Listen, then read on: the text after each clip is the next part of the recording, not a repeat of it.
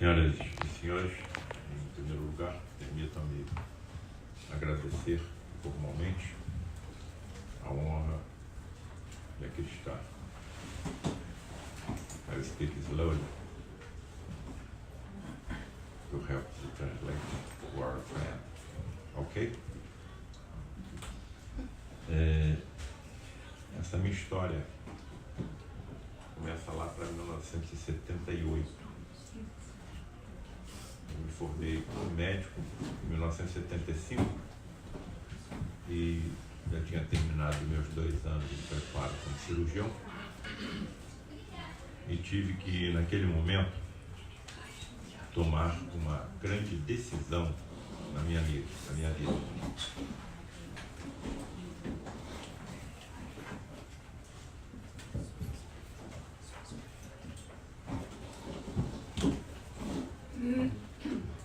Então, tive que tomar uma grande decisão na minha vida. A decisão era a seguinte: ou eu me volto para a esquerda, e nada disso está acontecendo na minha vida, vou fingir que nada está acontecendo, ou me volto para a direita e resolvo pesquisar na ciência que fenômenos estranhos são esses que estão sendo colocados à minha frente. E essa foi a minha decisão. E para minha surpresa, quando eu me voltei para a direita, eu encontrei grandes nomes da história da ciência, da humanidade, que tinham presenciado os mesmos fenômenos que eu estava vendo e tinham comprovado a sua veracidade. Então, desde 1978, nunca mais eu parei de pesquisar e de estudar esses fenômenos, dos quais eu vou trazer aqui uma pequena amostra aos senhores e às senhoras. Será que essa luz fosse apagada ficaria melhor a imagem? Ok? Fica melhor assim? Sim. O primeiro e grande ensinamento está aqui. Frei Luís era um frade franciscano, alemão, e que foi morar no Brasil, se transferiu ao Brasil na primeira metade do século XX e se localizou na região serrana do Rio de Janeiro. E tamanhos prodígios aconteceram através dele, que ele passou a ser considerado quase um santo na região serrana, lá no Rio de Janeiro. E esses prodígios, nitidamente, aconteciam através da sua mediunidade. Frei Luís era um médium. E o grande ensinamento está aqui. O lar de Frei Luís, hoje, é o maior centro do Rio de Janeiro.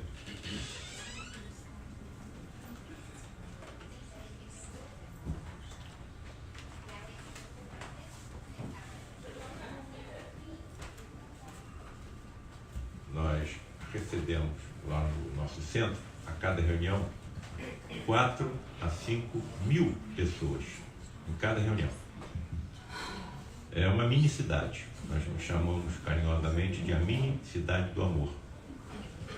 E, curiosamente, o maior centro do Rio de Janeiro é comandado por uma entidade católica, ainda assessorada por outras 2 entidades católicas, Frei Leonardo e o Padre Isabel, de onde deduz-se facilmente que nós é que nos dividimos em católicos, em espíritas, em protestantes, em judeus, em maometanos, em ateus, porque para o tal Deus que eu não compreendo que seja, por enquanto só sei que ele existe, não existe essas divisões. Nós somos um único rebanho, comandados por um único pastor, o Cristo planetário da Terra, o governador espiritual do planeta, que é Jesus. Um espírito dito planetário que atingiu tamanha evolução no amor na ciência e na tecnologia, que lhe foi dado pelo tal Criador a responsabilidade do governo de um planeta inteiro, desde que esse planeta era tão simplesmente uma poeira cósmica. No nosso caso, 4 bilhões e 500 milhões de anos. Há 4 bilhões e 500 milhões de anos, Jesus já era Jesus. Então, é claro que quando eu vejo a mídia informar que as espécies estão sendo exterminadas, que as geleiras estão desaparecendo, que o aquecimento global está aumentando, eu me preocupo. Mas nesse momento eu deposito a minha confiança no Cristo planetário da Terra. Não é possível que um espírito com tamanha evolução, que governa o planeta durante 4 bilhões e 500 milhões de anos, vá deixá-lo desaparecer em algumas décadas. As soluções para os problemas sociais, políticos, econômicos, científicos da humanidade serão por ele solucionados. Como? Como sempre aconteceu no passado, encaminhando espíritos com essas soluções altamente evoluídos em relação a nós, que, ocupando corpos semelhantes aos nossos, trarão as soluções que nós precisamos. Isto sempre aconteceu no passado. Por exemplo, atingimos o merecimento de recebermos as informações dos antibióticos. Um espírito encarnado, denominado Fleming, abre as portas para a descoberta da penicilina. A mesma coisa com Mendel, a mesma coisa com todas as descobertas científicas da história da humanidade. Grande parte do que eu faço está baseado nas palavras desse escritor, psiquiatra, médico, Jorge Andréa. Desencarnou com 100 anos de idade no ano passado. Todo aquele que vislumbra uma rota ou pensa que está caminhando em uma nova estrada tem por obrigação comunicar os seus pensamentos à sociedade onde milita. Qual a sociedade que eu milito? A sociedade médica. Como a maior parte dessas informações me foram trazidas por médicos desencarnados do outro lado da vida, eu me vi na obrigação de transmitir à sociedade ao qual eu milito essas informações. E não somente aos médicos, a todos os interessados nessas informações. E essas informações esclarecem quem eu sou, de onde vim e para onde é que eu estou indo. Lá no Rio de Janeiro aconteceu uma mesa redonda em que seria discutido o problema vida, o assunto vida. E foram convidados vários cientistas. Um falaria sobre a origem, hoje outro sobre a evolução, outro sobre a finitude, e para minha surpresa foi convidado para falar sobre a continuidade da vida. Puxa, será que a ciência já está acreditando que a vida continua depois da morte? E havia um físico presente que disse o seguinte: se nós pegássemos o núcleo do átomo e colocássemos do tamanho de uma ervilha e colocássemos essa ervilha no centro do estádio do Maracanã, no Rio de Janeiro, o primeiro elétron giraria por volta do estádio, por fora do estádio, onde nitidamente ele estava nos dizendo que somos constituídos por espaços vazios. Eu tenho no meu corpo 7 octilhões de átomos. Se eu reduzisse todos esses espaços vazios, talvez registrasse um grão de areia na palma da minha mão, que talvez fosse tão simplesmente alguma forma de energia. Se nós somos constituídos por espaços vazios, onde estão os nossos sentimentos? o amor, a ternura, a saudade, onde estaria a consciência, o pensamento? Nos neurônios e nas secreções? Obviamente não, porque as secreções e os neurônios também são constituídos por espaços vazios. Então, a medicina, a ciência está sendo obrigada a acreditar em alguma coisa além da matéria. E nós sabemos que existe alguma coisa além da matéria. Por isso estamos aqui, num sábado pela manhã. Porque não estamos em casa repousando, com nossa família, passeando, porque nessa casa algo de grande importância está nesse momento acontecendo. Não pela minha presença, mas pela existência do grupo que está levando esses conhecimentos à generalidade daqueles que sejam alcançados por essas informações. Existe um cartunista americano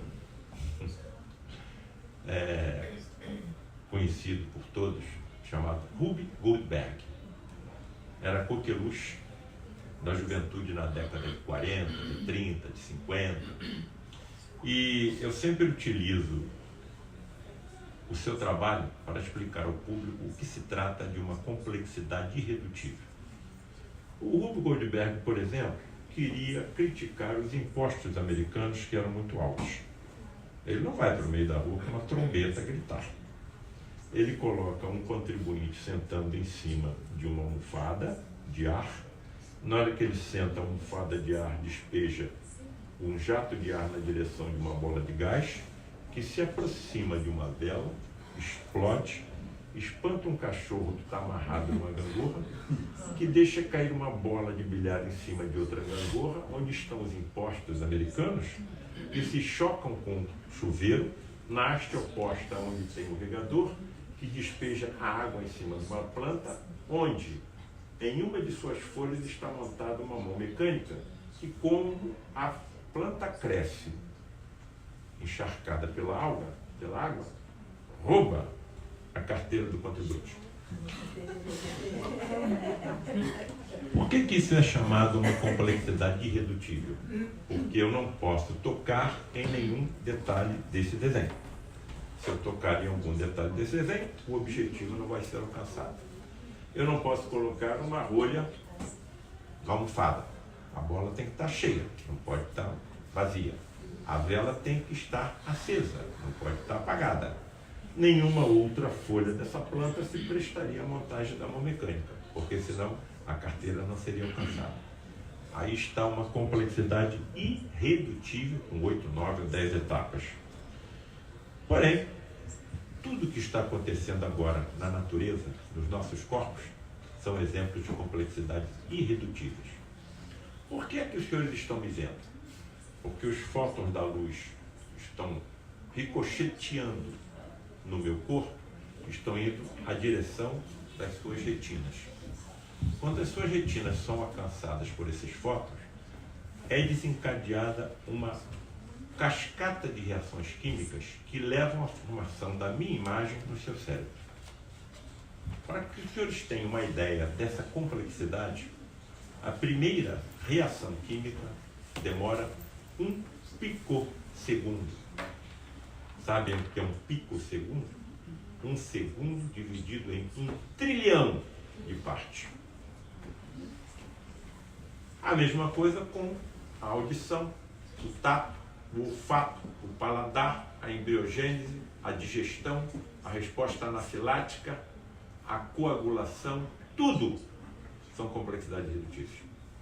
Se nós formos para fora do nosso planeta, as complexidades irredutíveis continuam. Neste momento, corpos celestes estão penetrando no sistema solar, alguns na direção da Terra, e são atraídos pelos grandes campos de gravidade de Júpiter e Saturno. Então nós estaríamos de alguma forma protegidos. Tudo isto é complexidade irredutível.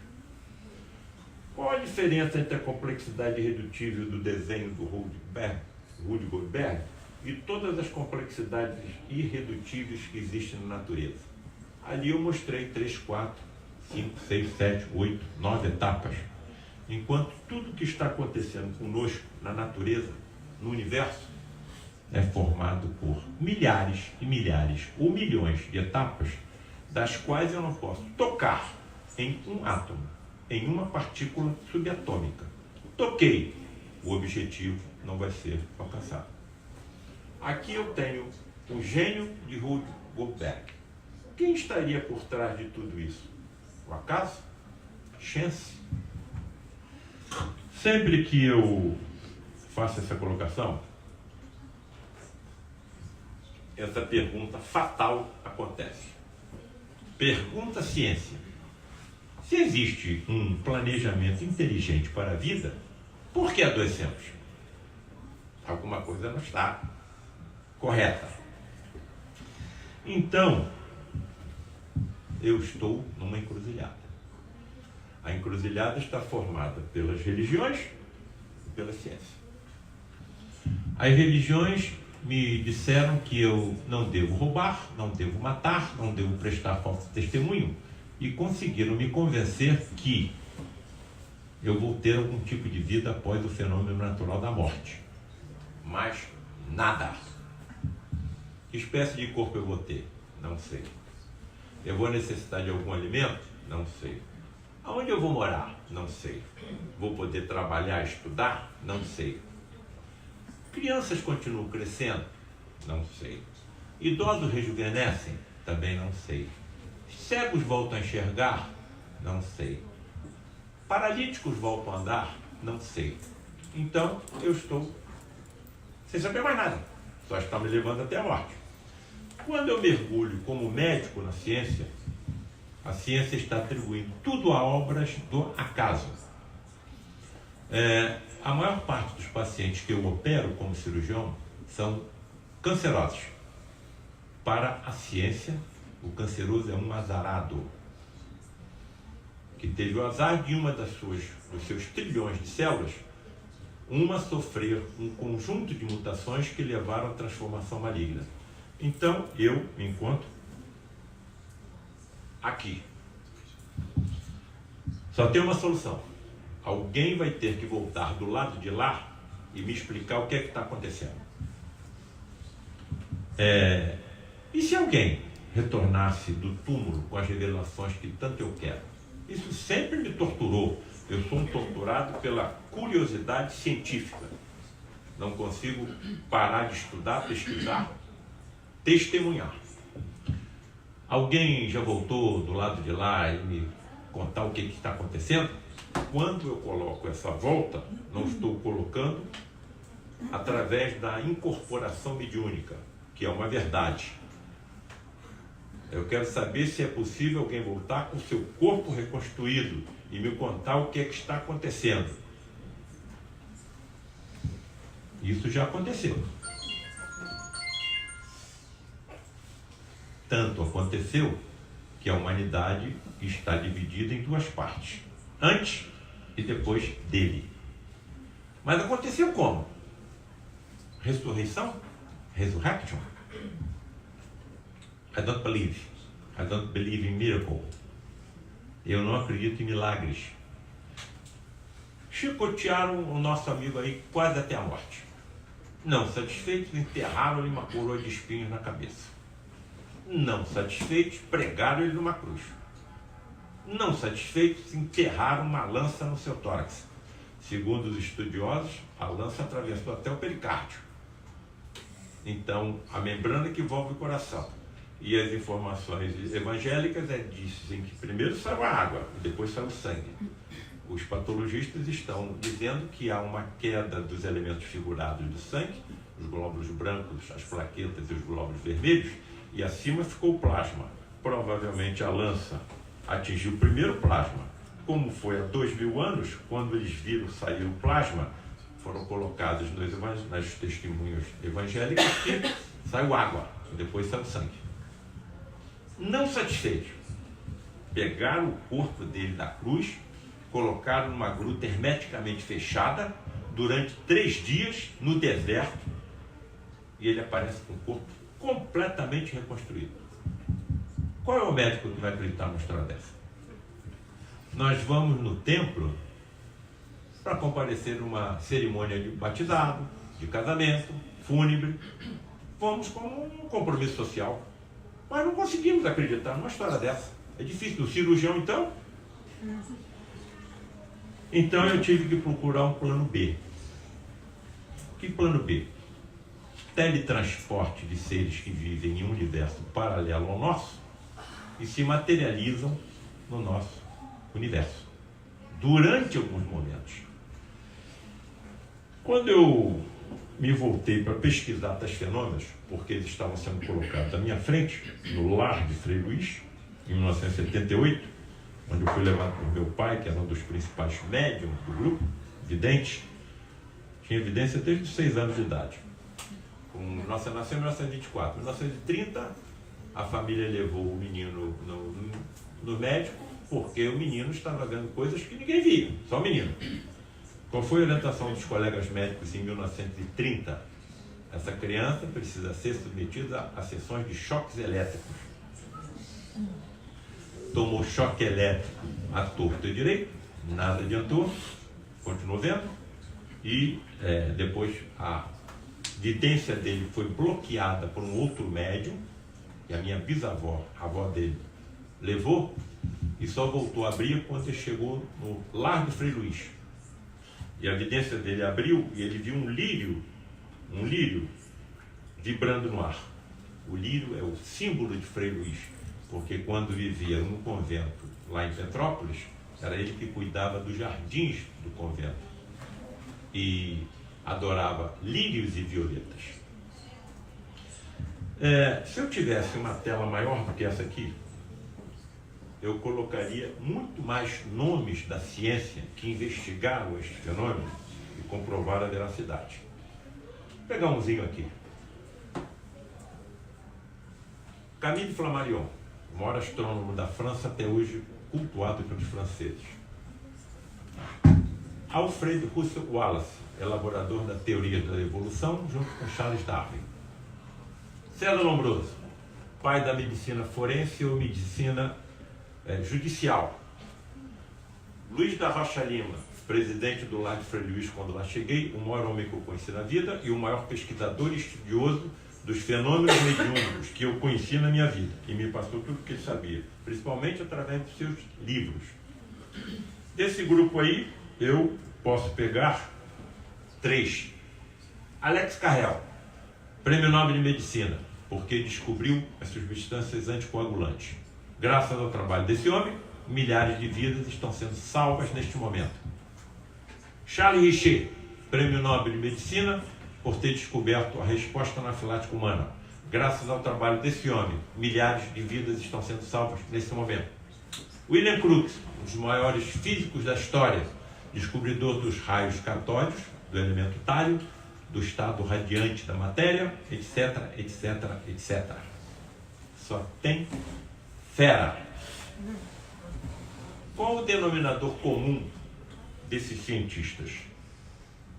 Todos eles estudaram determinados médiums extremamente raros em toda a história da medicina, homens ou mulheres, que entram em transe, desmaiam, e quando estão nesse estado sonambúlico, de sono profundo, provavelmente relacionados com grande produção do hormônio chamado melatonina, pela pineal, pela glândula pineal, começam a expelir pelos orifícios naturais do corpo um fluido que foi batizado com o nome de ectoplasma por Charles Richer.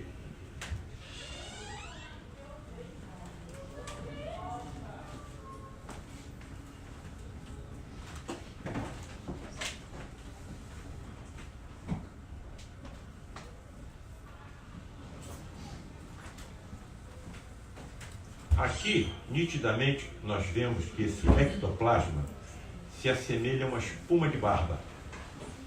E até hoje eu me indago como o Ivan, o nome desse médium Ivan de Castro, conseguia respirar com suas narinas e a sua boca entupidas com esse fluido chamado ectoplasma. É através desse fluido altamente energético existente em todos nós, existente em qualquer ser vivo, que entidades espirituais, seres viventes em universos paralelos ao nosso, que tiveram um corpo igual ao nosso, podem, durante alguns momentos, se teletransportar e se materializar. Somente 2 motivos são permitidos para que tais fenômenos aconteçam na nossa humanidade. Extremamente raros, estou sendo bem enfático nisso. Primeiro, auxílio de pacientes graves em que a nossa medicina pouco pode ajudar, principalmente cancerosos, que é exatamente a área onde eu mais atuo. Segundo, lampejos, clarões no horizonte do que será a medicina mediúnica do futuro, quando os médicos dotados de poderosos poderes sensitivos, mediúnicos, saberão como tratar os seus pacientes utilizando essa energia, que era provavelmente o que o médico Jesus fazia. Aqui nós estamos vendo um espírito desses teletransportado e materializado através de uma médium inglesa chamada Ellen Duncan. Um espírito masculino materializado através de uma médium mulher. Uma série de exigências são contundentes para que tais fenômenos aconteçam. Exemplo, a ausência de luz artificial ou natural. Se nós estamos numa escuridão completa, como é que nós vemos um espírito, caso ele se teletransporte, se materialize? Porque quando ele sai da cabine onde está o médium, ele traz luminescência do seu corpo, inclusive das suas vestes também. Se essas luminescências que se desprendem do corpo do espírito materializado e das suas vestes não afetam o ectoplasma que sai do médium, como nós poderíamos explicar tais coisas? Simples. Essas luminescências que se desprendem do espírito e das suas vestes apresentam propriedades físicas e químicas diferentes da que nós conhecemos, porque eles estão habitando num universo paralelo ao nosso. Será exatamente o que acontecerá conosco quando nós abandonarmos o nosso corpo físico. E é exatamente o que está acontecendo agora com os nossos entes queridos que já passaram pelo fenômeno natural da morte. Outras exigências. Esses ectoplasmas, eles são sensíveis até ao próprio pensamento. Então eu não posso entrar numa reunião dessa preocupado com as contas que eu tenho que pagar amanhã, com o aborrecimento que eu tive no meu lar ontem, com o aborrecimento que eu tive durante a semana no meu trabalho. Não compareçam, porque nós estamos habitando um planeta de provas e expiações, rodeados por bilhões de espíritos que não têm o mínimo interesse que essas verdades cheguem até nós, porque consideram o planeta sua propriedade. Sempre que eu mostro essa imagem, eu cito o seguinte: como eles se apresentam cobertos com mantos luminescentes, eu acredito que as antigas histórias de fantasmas cobertos por lençóis têm origem nas materializações de espíritos. Outra exigência: eu não posso, nas 72 horas que antecedem as reuniões, ingerir carne, com exceção da carne de peixe.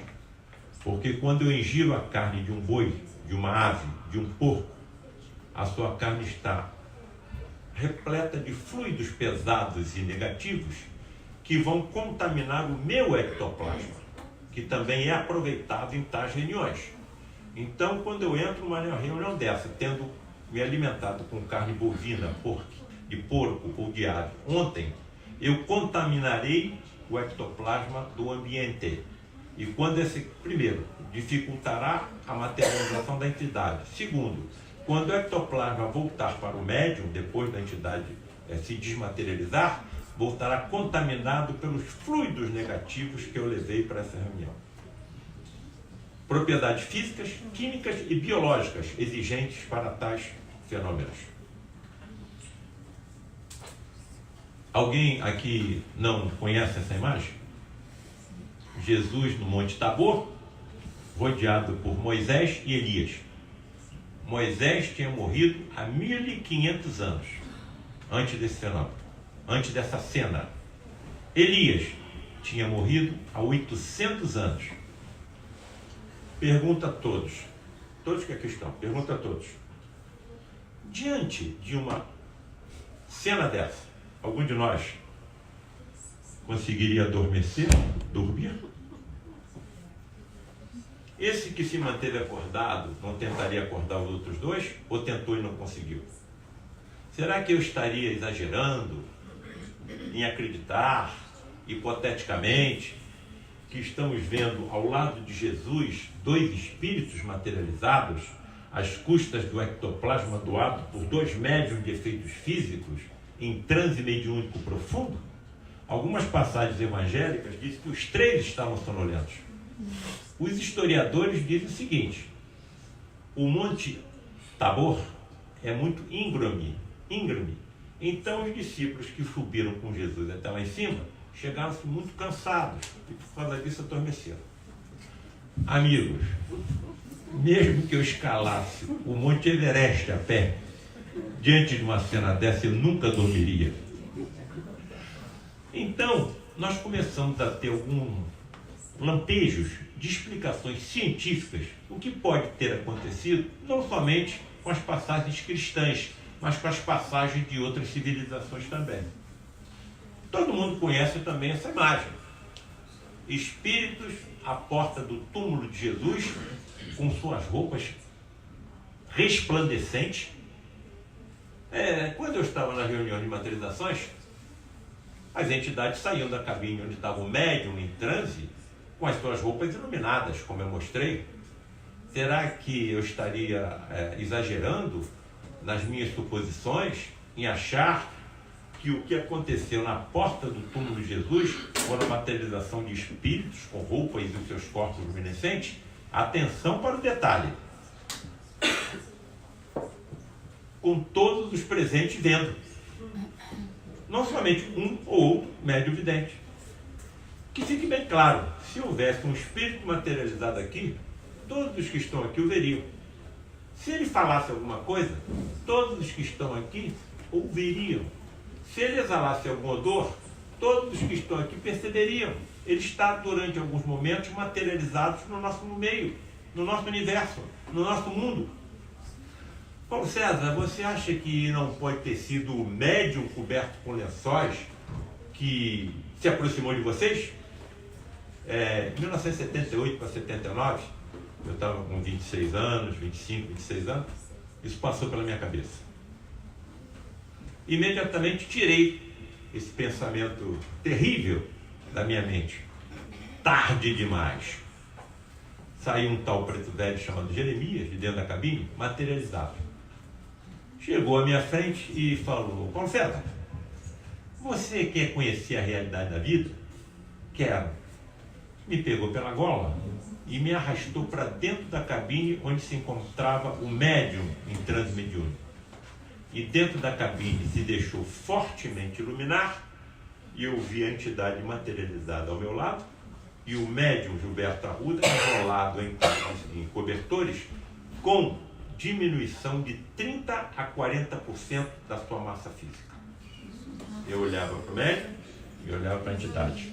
Olhava para a entidade e olhava para o médium. Como aquele médium podia continuar vivo? O que estava acontecendo com o seu coração, com a sua circulação sanguínea, com o seu cérebro, com os seus rins? Então nós estamos diante de tremendos fenômenos que serão mais tarde ou mais cedo revelados pela ciência, que hoje não temos condições de compreendê-los, apenas de testemunhá-los. A quantidade de energia envolvida em tais fenômenos é tamanha que não há como a ciência acreditar. Mas a ciência é humilde em revelar que só sabe o que acontece em 4% do universo. O que acontece em 96% do universo, a ciência desconhece. A ciência não sabe, por exemplo, o que é o magnetismo. Calcula todos os seus efeitos, mas não sabe o que é. Tanto que a palavra magnetismo tem origem na palavra magia.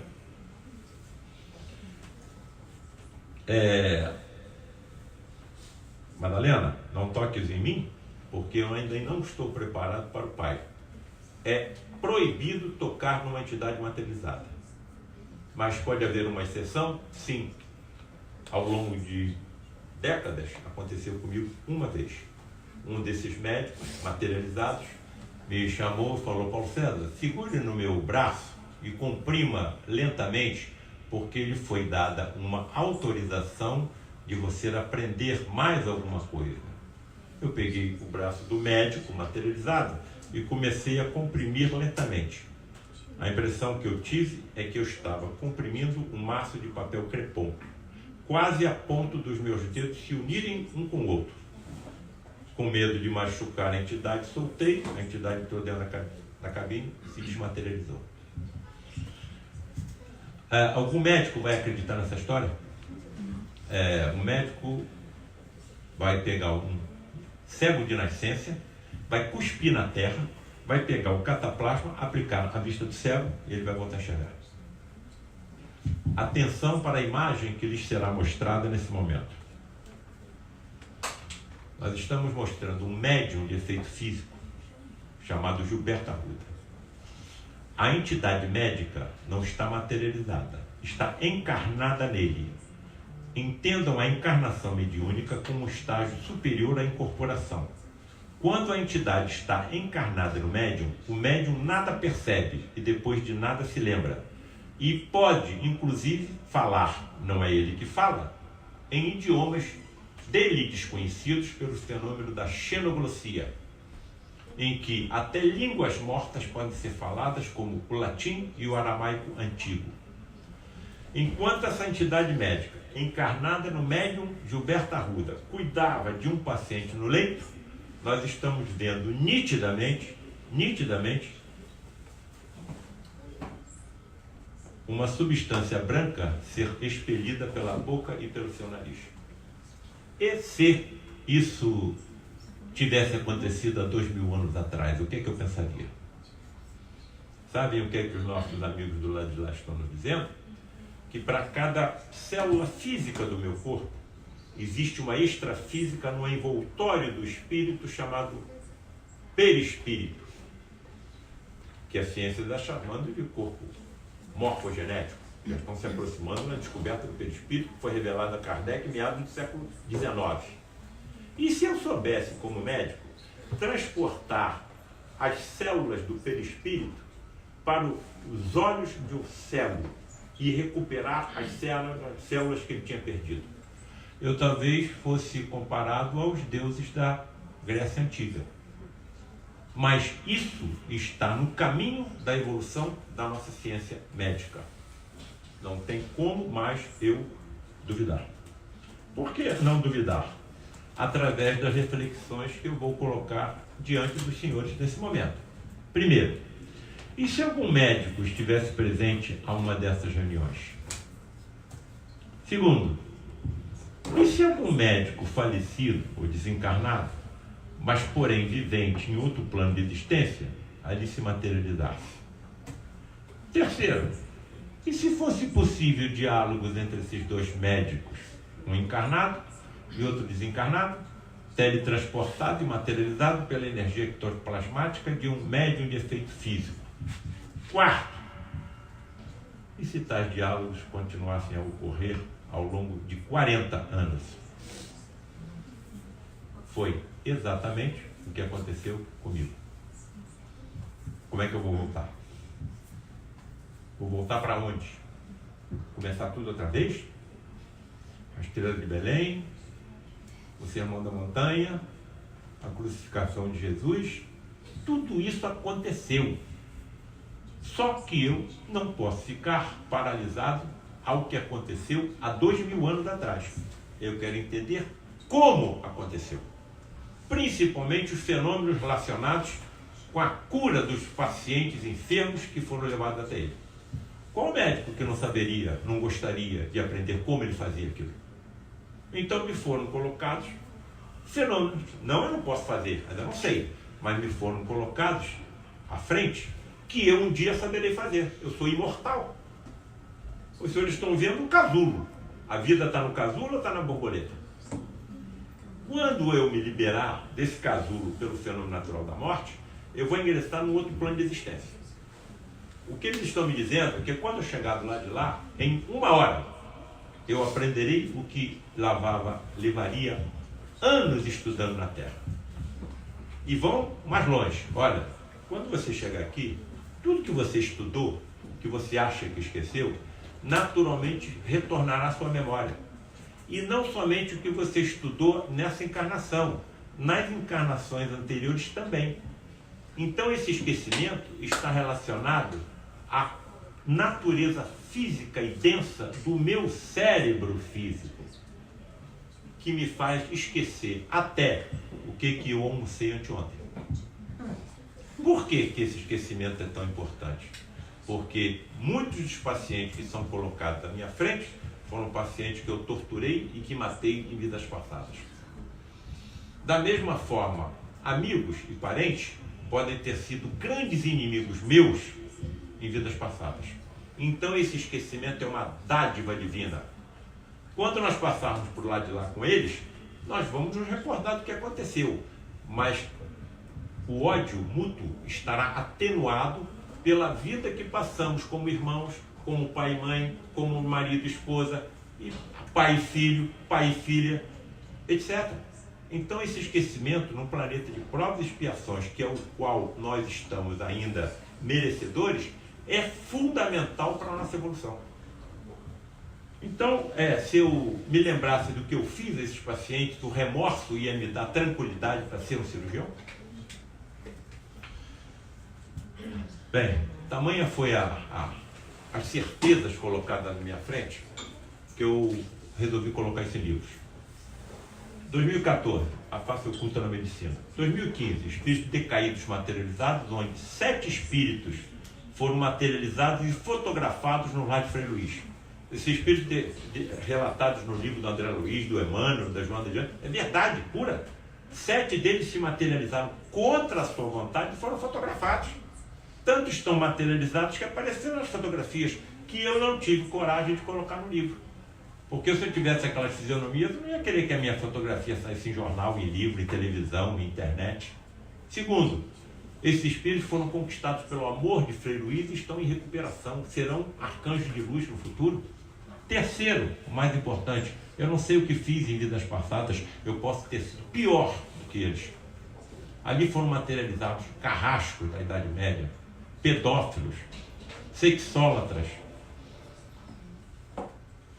participantes da Inquisição, e aí afora. Descrevo detalhadamente as fotografias que me foram entregues, mas não tive coragem de colocá-las no livro. 2016, reflexões espiritualistas e científicas do médico. 2017, alienígenas ou médiuns? Se a gente der tempo, até eu depois conto por que eu escrevi esse livro. A Medicina Mediúnica do Futuro, lançado em 2018, e esse livro a ser lançado, Planos Espirituais ou Universos Paralelos? Ponto de interrogação. E já estou escrevendo um sétimo, já perdi até a conta. Tamanha é a quantidade de informações que me foram trazidas ao longo de 40 anos. Por que eu ficaria com isso só para mim? Se isso pode ajudar pessoas. Eu recebi um e-mail de um colega médico lá no Brasil dizendo o seguinte: Dr. Paulo César, sou seu colega médico pediatra.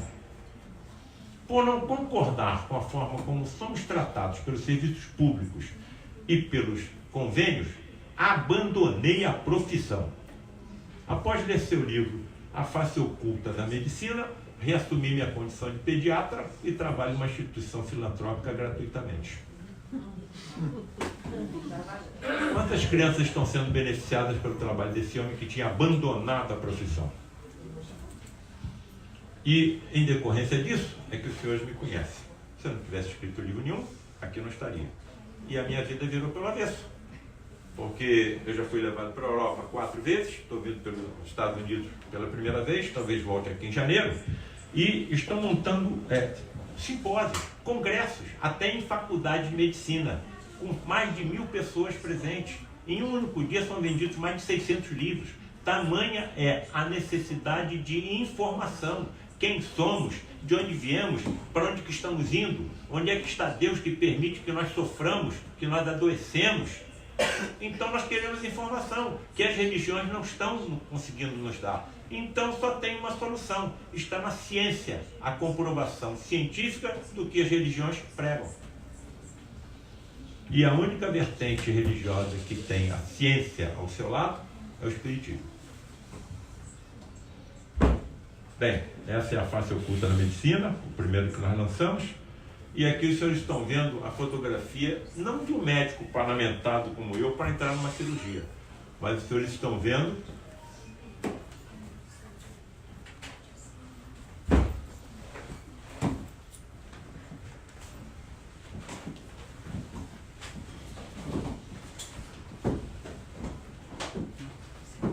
um espírito materializado de um médico que saiu da cabine materializado com toda a paramentação médica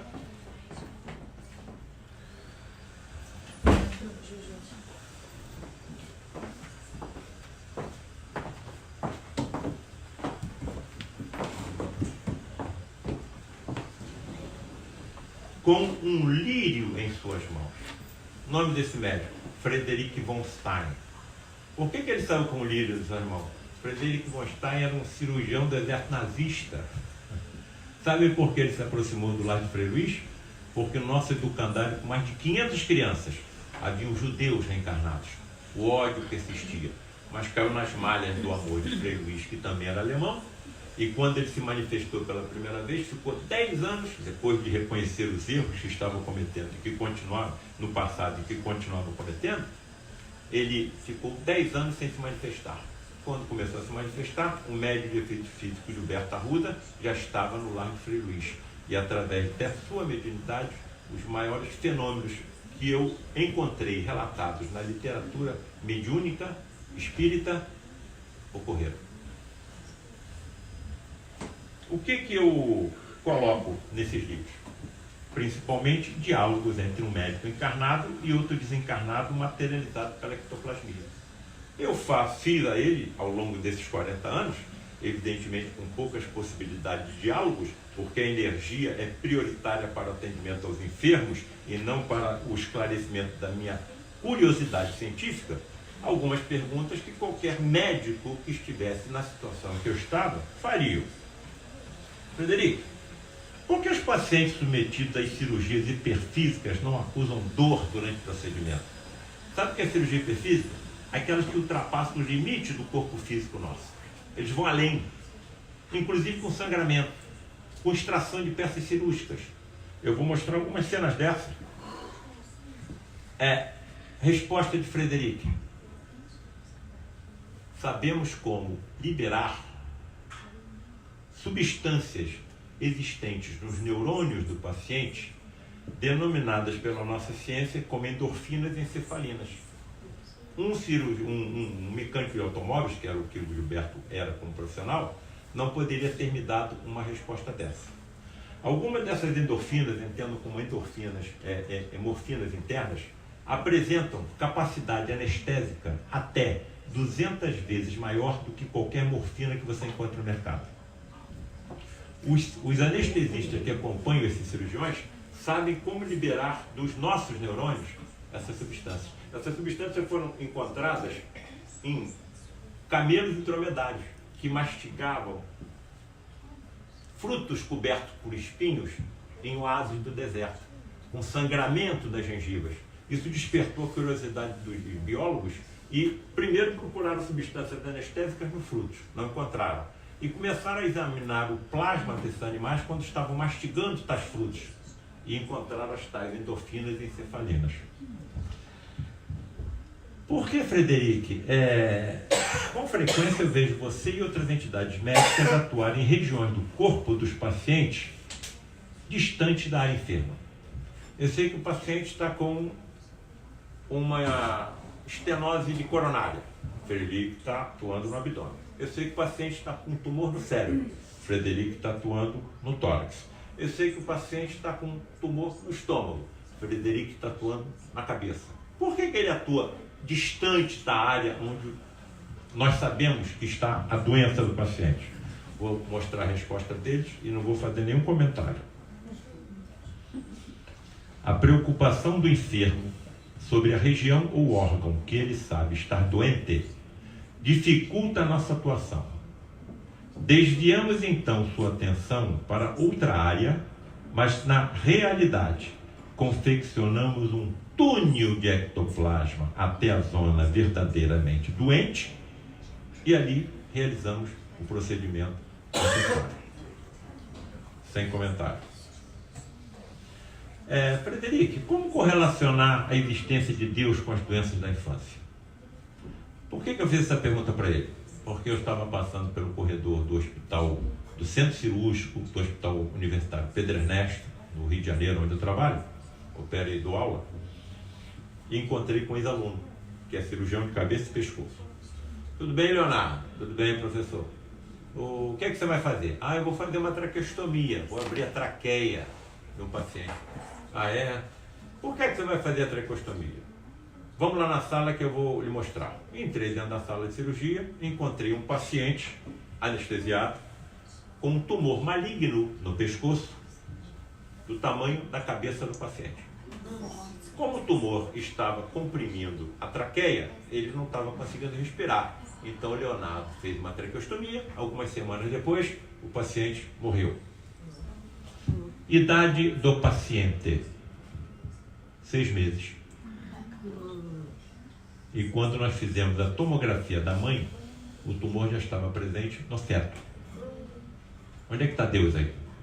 Está descansando? Está dormindo? Está passeando? Está sonolento? Está distraído?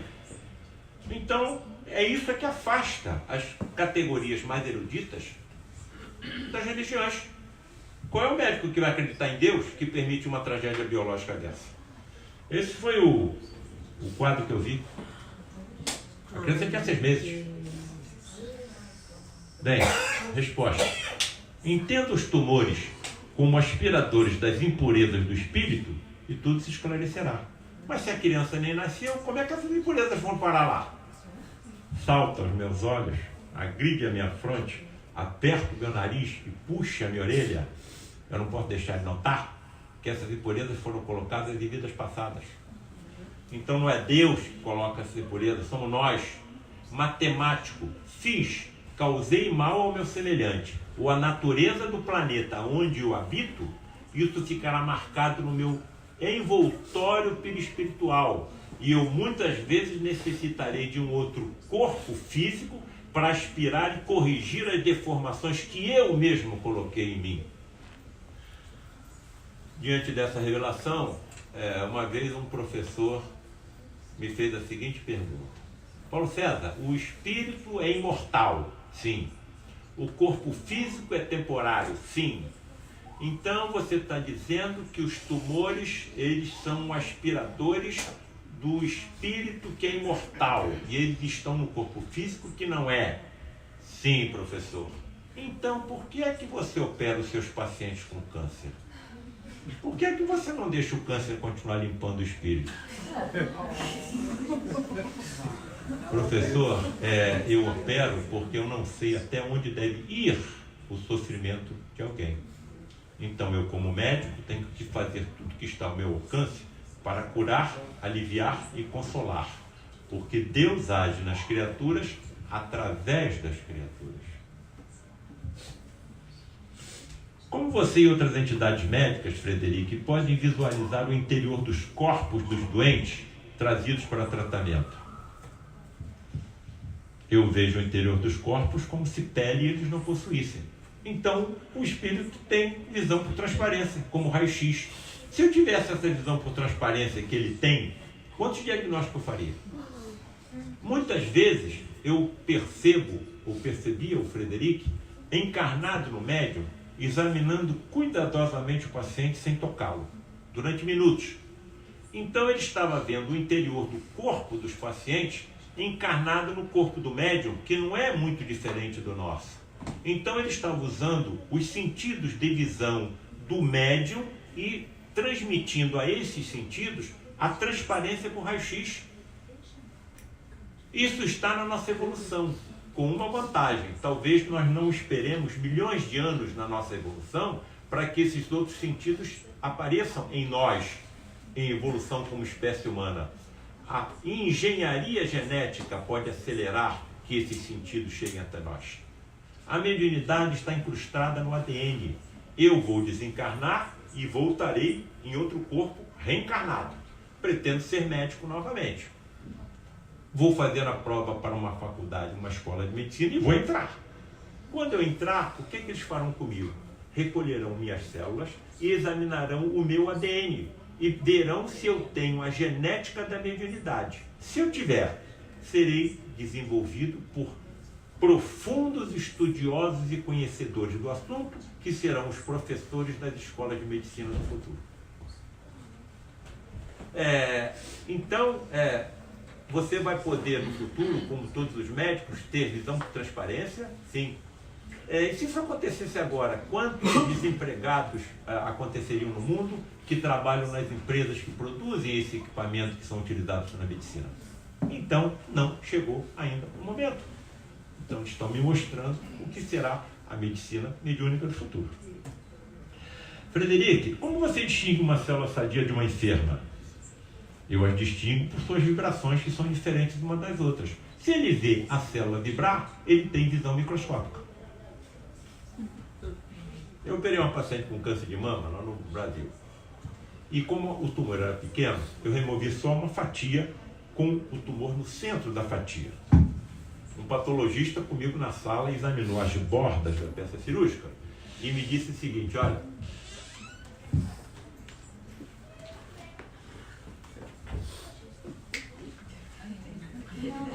Andréia, tem uma pessoa te aguardando aqui. Sorry. O patologista examinou as bordas da peça cirúrgica e disse: olha, pode terminar a cirurgia que você removeu a lesão inteira. Tumor maligno, né? Tudo bem, terminei, informei a paciente quando ela acordou da anestesia, informei a família, dia seguinte o paciente está de alta, passam 10 dias, a paciente está no consultório retirando os pontos. Aí o telefone celular toca. Doutor Paulo César, é o patologista que estava com o senhor naquela patologia, naquela paciente com câncer de mama. Olha, cometemos um engano, uma das bordas está comprometida pela doença. Então eu tenho que dizer à paciente e à família que ela tem que ser reinternada e eu tenho que reoperá-la. E se eu tivesse a visão por microscopia que o Frederic tem, eu veria esse comprometimento nas bordas e ampliaria a ressecção da área comprometida. Frederic, você vê a célula vibrar. Nós já estamos vendo, através da nossa tecnologia médica, a vibração das células. Cada ponto luminoso desse exame, chamado PET scan, tomografia por emissão de pósitrons, é um tumor maligno metastático que não aparece em nenhuma outra tecnologia diagnóstica. Então, PET scan, tomografia por emissão de pósitrons, pósitrons são elétrons com carga positiva. Nós já estamos utilizando a antimatéria no escrutínio do corpo humano. Então a nossa tecnologia está cada vez mais sensível e acredito que dentro de algum tempo a nossa tecnologia detectará a existência do espírito. A separação do corpo energético, espiritual, imortal, vital do corpo físico no momento da morte. E aí eu vou matar quem? Se não existe morte. E quando eu chegar do outro lado e encontrar com aquele que eu matei? Perceberam a importância da ciência nessa história? Até onde vai essa sua visão microscópica, Frederic? Você é capaz de ver as organelas celulares? Sim, eu posso. Para você ver essas organelas celulares, eu precisaria de microscópios eletrônicos com aumento das imagens até de 400.000 vezes. Ele disse que tem. Frederic, até onde vai essa tua visão? Você é capaz de ver o átomo e as partículas subatômicas? Não. Eu ainda não. Mas espíritos mais evoluídos que eu, sim. Até humildade ele demonstra.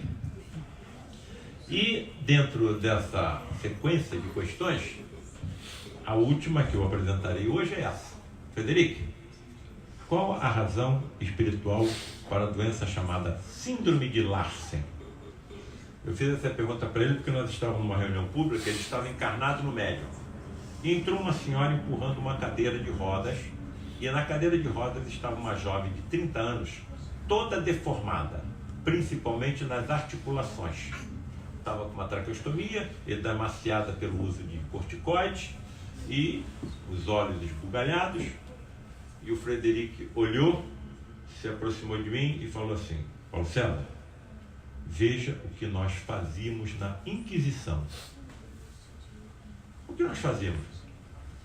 Essa jovem era a nossa cúmplice na manipulação dos instrumentos de tortura da Inquisição. Eu hoje uso o ferro e o aço para aliviar e para curar, porque quando era da Inquisição, eu usava para matar e para torturar. E só um cirurgião sabe o que passa um cirurgião. Quando corre tudo bem, tudo bem. Quando não corre, você não dorme. Ou se você desmaia de cansaço, quando você abre o olho, o paciente está na sua frente. E a família também. Então essa é a vida do cirurgião e o karma que eu tenho que passar. Tenho milhares de pacientes operados. Os milhares que correram bem, eu não lembro de nenhum. As dezenas que não correram bem, eu não esqueço de nenhum. Lembro da fisionomia, lembro do nome, lembro da família. Esse é o karma do cirurgião. Eu me aproximei da mãe da menina e falei assim: minha senhora, como é o nome da doença da sua filha? Síndrome de Larsen. Eu nunca tinha ouvido o nome daquela doença. Anotei, cheguei em casa, abri o computador e fui estudar a tal síndrome de Larsen. É uma doença genética incurável. Joseph Larsen, um cirurgião ortopedista que descreveu em 1950, daí o nome, síndrome de Larsen. Afeta 1 em cada 100 mil indivíduos. Uma única mutação acontece em um único gene, chamado FNLB, está situado no cromossoma 3. Então, dentro dos 25 mil genes que eu possuo, a alteração acontece em um. O que esse gene produz? Uma proteína chamada filamina B. Se o gene está errado, a proteína vai estar errada. E aonde entra essa filamina? Nas estruturas articulares do embrião, nas articulações do embrião. Se está com defeito, o que vai acontecer com as articulações do embrião? Vão se soltar, vão ocorrer luxações, desprendimento. Solta o punho, solta o cotovelo, solta o ombro, solta a vértebra, solta a bacia, solta o joelho, solta tudo, antes da criança nascer. E depois que ela nasce, as luxações continuam. Nós estamos vendo algumas alterações. Olhem essa imagem radiológica desse cotovelo, quer dizer, naturalmente, as juntas, evidentemente, com dor. E nós percebemos isso nas imagens dinâmicas do feto. Ele se contorce nitidamente sentindo dor. Mais ou menos foi a imagem que eu vi dessa jovem na cadeira. Bem, eu dou aula em 2 escolas de medicina no Rio de Janeiro. Se eu estivesse diante de uma plateia de estudantes de medicina, pararia por aqui. Mas não estou. Estou diante de uma plateia espiritualizada que está querendo mais informações. Lhes digo que eu, como médico, e os meus colegas também, em grande maioria dos nossos pacientes estamos tratando os efeitos. Não sabemos as causas. As causas estão em vidas passadas. Estamos tratando os efeitos. O médico do futuro saberá. Isso será estudado em cada caso. Então, a mediunidade, ela participará das sessões clínicas, dos congressos, dos simpósios médicos. E nós examinaremos cada paciente, cada doença, no seu relacionamento com o que aconteceu, com o que fizemos em vidas passadas. Como eu estou diante de uma plateia espiritualizada, eu vou dar um passo adiante. Vou mostrar o quê? Algumas lesões causadas pelos instrumentos de tortura da Inquisição. Eles amarravam a vítima pelos punhos e suspendiam por uma corda com as vítimas com o braço para trás. Então havia uma torção das articulações humerais. Imagina a dor que essa vítima não sentia. Ainda tinha o cuidado de colocar pesos nos tornozelos cada vez mais pesados para aumentar a dor. Algumas dessas torturas, eles soltavam a vítima e antes que ela alcançasse o chão, eles prendiam a corda novamente.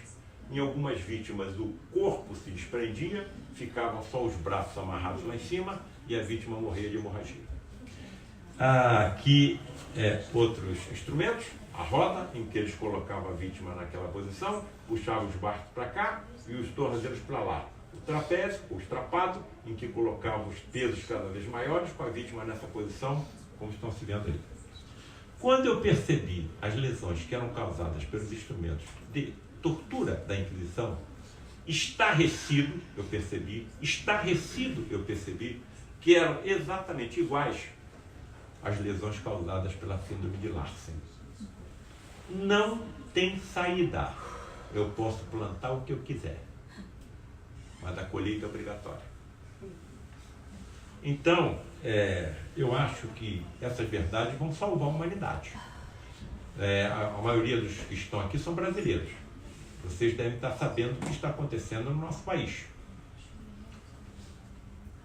Todos esses corruptores, milicianos, terroristas, pedófilos, assassinos, todos, vacinam seus filhos contra tudo. Paralisia infantil, catapora, varíola, sarampo, tudo. Por que eles fazem isso? Porque foi a ciência que provou a existência desses micro-organismos causadores dessas doenças. Nós estamos vendo esses micro-organismos, eles estão aqui, estão em cima da nossa pele, nas nossas roupas, no ar que nós respiramos, nos alimentos que nós ingerimos. Foi a ciência que provou isso. E quando a ciência atingir tecnologia tão sensível que vai detectar as anomalias espirituais, eu vou fazer o que eu estou fazendo? Perceberam?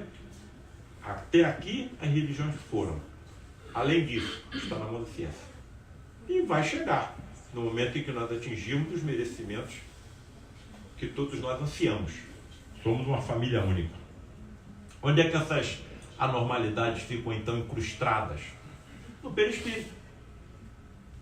Na hora que eu for fazer, tiver um novo corpo, essas manifestações vão se manifestar onde?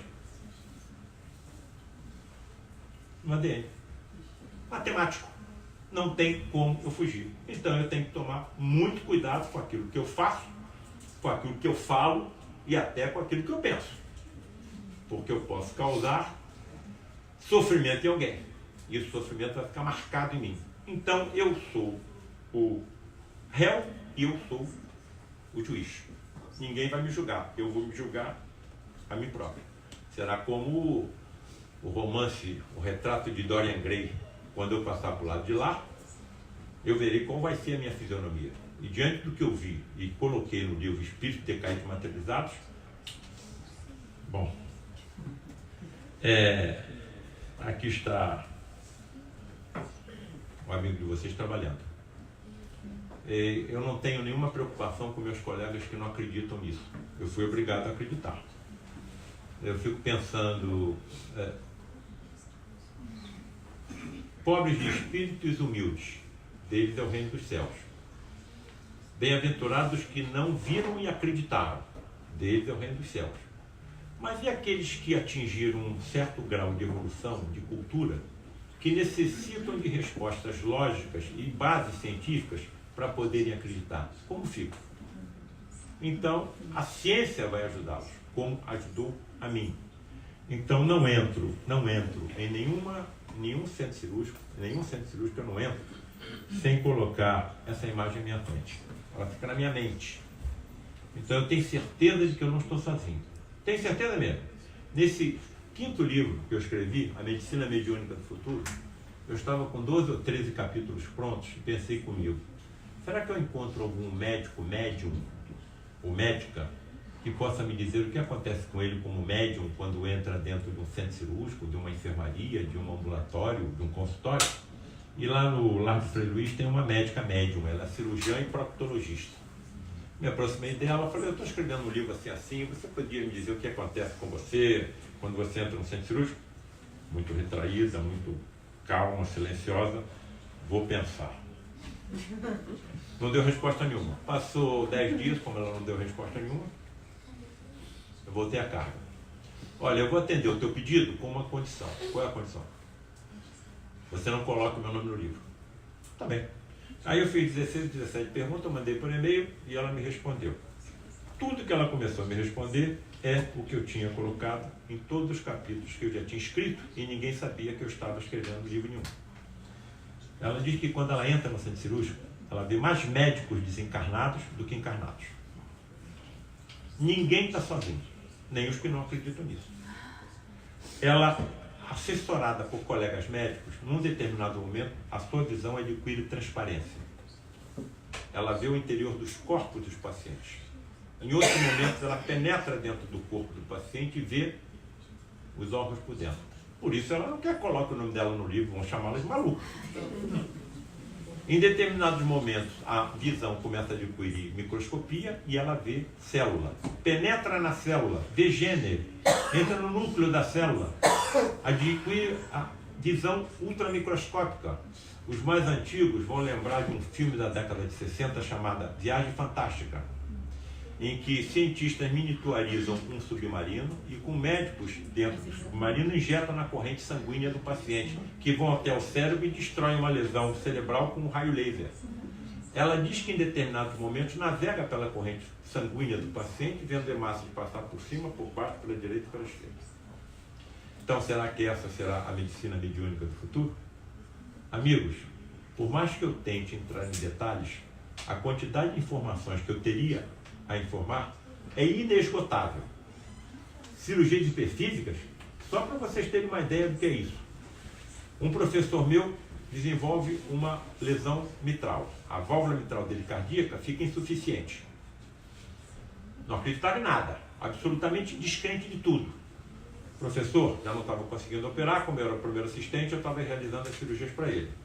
Professor, eu estou passando num grupo assim, sempre que eu não acredito, ninguém vai lhe cobrar nada, nunca vi, esse detalhe é muito importante, a utilização de qualquer instrumento metálico, canivete, alfinete, tesoura, bisturi, nunca vi. Se eu visse, não me aproximaria, porque eu sou cirurgião, não me sentiria bem vendo instrumentos não esterilizados sendo utilizados em cirurgia, não me aproximaria. O que eu sempre vi foi a utilização das mãos pelas entidades materializadas ou encarnadas no médium e a tal força mental que todos possuímos. Resolveu aceitar. Nesse dia, o Frederic saiu da cabine encarnado no médium. Chamou a mim para que ficasse ao seu lado. O meu professor já estava deitado no leito. Além de mim, Ronaldo Luiz Gazola, outro cirurgião. Luiz Augusto Queiroz, cardiologista, 3 médicos. Paulo Roberto, professor de angiologia da UERJ, 4 médicos. E ainda um colega anestesista, 5 médicos. Ficamos em torno do Frei Luiz. Ele começou a massagear o tórax do nosso professor. A luminescência era uma luminescência fraca de uma luz azul que estava em cima do leito, mas que permitia que tudo fosse visto. Sem se descuidar, Frederic falou o seguinte: Paulo César, você está vendo o que está acontecendo? Sim, Frederic. Então relate em voz alta para os seus colegas o que você está vendo.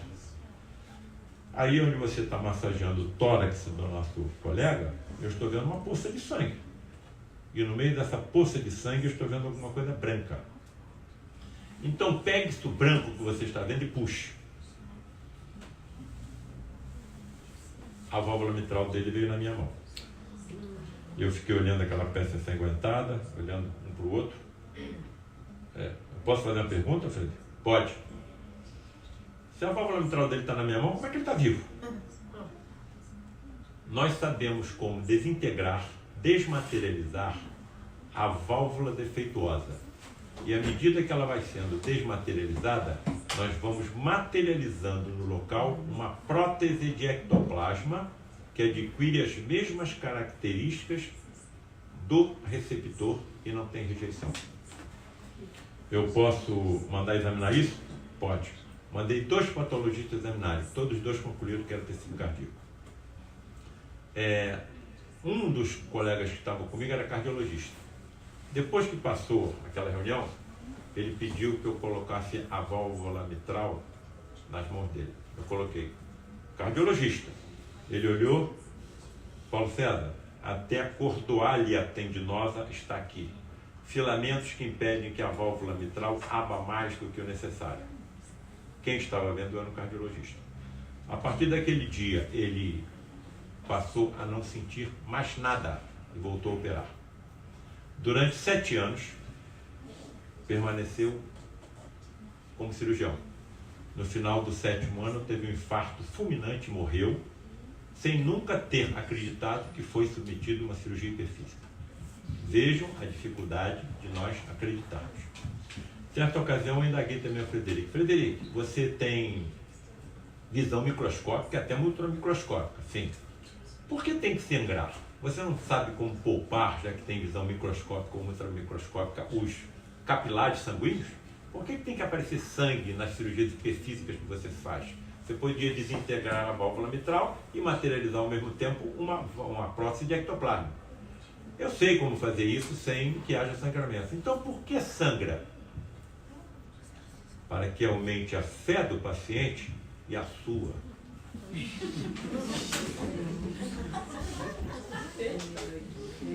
Amigos, a última informação. Eu estava com uma paciente com câncer de mama que eu tinha operado há 1 ano. E no final desse ano, ela apresentou múltiplas metástases ósseas. Não havia nada mais que a nossa medicina pudesse fazer. E eu levei a uma dessas reuniões. Ela foi colocada no leito, à minha cabeceira. Eu estou sentado à cabeceira do leito.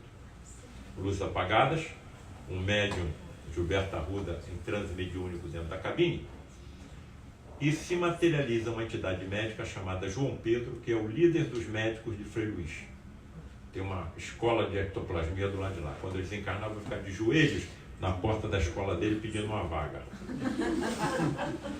E o João Pedro saiu da cabine, iluminado, com a luminescência que eu já descrevi, e deixou que a sua luminescência iluminasse todo o corpo da paciente. Além disso, trazia consigo uma ampola de tremenda potência luminescente, e que fazia também fazer jorrar toda aquela luminescência sobre a paciente. Eu estou sentado assistindo. De repente, o João Pedro começa a conversar com uma outra entidade que nós não víamos, mas ouvíamos a voz, pelo fenômeno da voz direta. A entidade materializa tão somente a laringe. Se a laringe não estiver solidificada e iluminada, você não vê, mas ouve a voz.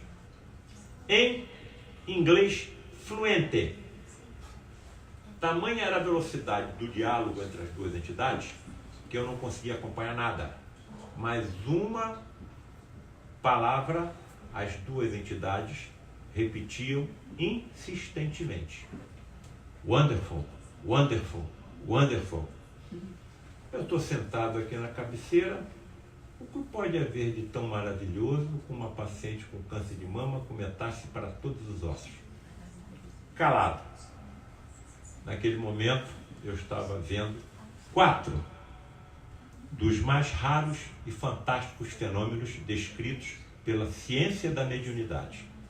A materialização de um espírito, a bioluminescência, que é a produção de luz por um ser vivo, o fenômeno da voz direta e a xenoglossia, quando a entidade fala línguas desconhecidas pelo médium. Na primeira oportunidade, o João Pedro voltou para a cabine e se desmaterializou. Eu indaguei o Frederic. Frederic, o que havia de tão maravilhoso com aquela paciente tão grave? Resposta para todos nós que aqui estamos. Mais cedo ou mais tarde, essa questão de tempo, nós passaremos por algum distúrbio de saúde, se já não estamos passando. E algum ente querido nosso também. Então, a resposta é para todos nós. Eles estavam elogiando a forma como ela estava aceitando a prova da sua doença. Ela não estava blasfemando contra Deus, ela não estava acusando os médicos, e tudo que a medicina de vocês tem a oferecer, ela estava aceitando resignadamente. E aquilo estava trazendo um grande benefício para o seu espírito. Lembremos dessa passagem. Essas fenomenologias não são aceitas pela ciência ainda. A ciência só consegue teletransportar fótons. E a energia é assustadora. Se eu pegar 60 gramas do meu corpo e utilizar a regra E igual a mc ao quadrado, eu terei em 60 gramas do meu corpo 100 bombas atômicas. A materialização de um espírito de 85 quilos manipula energia suficiente para a construção de 141 mil bombas atômicas. Então, a ciência não acredita. Ainda, se eu soubesse como utilizar de forma inteligente toda essa energia existente no meu corpo físico, sem falar nas energias extrafísicas como do ectoplasma, talvez eu conseguisse acalmar o mar ou o vento, pelo menos aonde eu estivesse. Eu queria deixar aqui o meu sincero agradecimento pela lembrança do nosso nome, pela oportunidade de trazermos essas informações. E aqueles que quiserem mais informações, eu vou deixar um telefone de uma livraria lá do Rio de Janeiro, que envia os meus livros por SEDEX para o mundo inteiro. O nome da livraria é Livraria Joana de Ângeles.